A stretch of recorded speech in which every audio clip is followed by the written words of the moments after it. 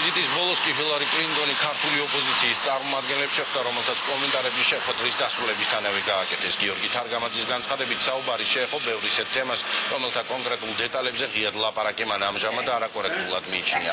ირაკლი ალასანია კი განხილვის ერთ-ერთ მთავარ საკითხად საარჩევნო სიების დახვეწას გამოყოფს.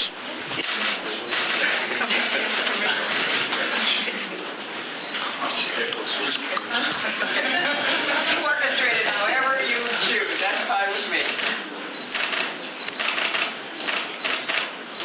ჩვენ მიგვაჩნია, რომ ის მეტნაკლებად კონსტრუქციული ტონი, რომელიც ამ შემთხვევაში პრიველირებს რუსეთისა და ამერიკის შეერთებული შტატების ურთიერთობებში, ჩვენთვის შეიძლება აღმოჩნდეს უფრო მეტად პოზიტივის მომტანი, რამდენადაც დამატებითი უსაფრთხოების გარანტიების პარალელურად ჩვენ შეგვიძლია მთელი ჩვენი ენერგია, მთელი ჩვენი ძალები მიმართოთ ქვეყანაში დემოკრატიული, ეკონომიკური განვითარებისთვის, მოსახლეობის სოციალური ცხოვრების დონის ასაწევად სხვადასხვა რეფორმების განსახორციელებლად, რათა საქართველოში ცხოვრება გახდეს მიმზიდველი ყველასთვის, მათ შორის იმათვისაც, რომლებიც დღესდღეობით არ ფიქრობენ ერთიან ქართულ სახელმწიფოში ცხოვრებას.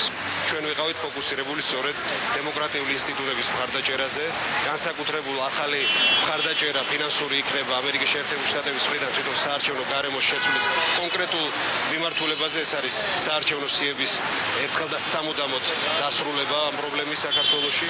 უნდა შეხვედრაზე საუბარი ასევე იმაზე, რომ დაეხმარებიან საქართველოში ოპოზიციურ პარტიებს საკუთარი პარტიული ინფრასტრუქტურის განვითარებაშიც. ასევე მნიშვნელოვანია ისიც, რომ ძალიან კარგად და ზუსტად ესმის ამერიკულ მხარეს თუ რა პრობლემები ქონდა დემოკრატიულობის კუთხით წინა არჩევნებს. ერთად საუბარი იყო პოლიტიკური პროცესის განვითარებაზე, როგორ წარმოუდგენიათ მათ, როგორ გამიაჩნიათ რა უნდა გაკეთდეს იმისათვის, რომ ქვეყანაში მეტი დემოკრატია იყოს და პირველ რიგში ეს გულისხმობს პასუხისმგებლიანი პოლიტიკური ძალების მხარდაჭერას და განვითარებას.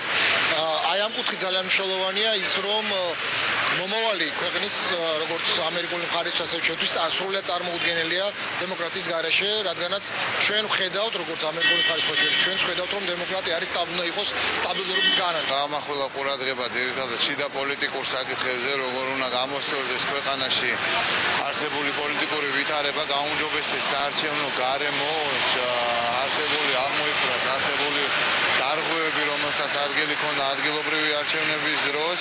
ამ თვალსაზრისით ამერიკის შეერთებული შტატების სახელმწიფო დეპარტამენტის მხრიდან და ზოგადად ადმინისტრაციის მხრიდან იქნება ძალიან მნიშვნელოვანი მხარდაჭერა.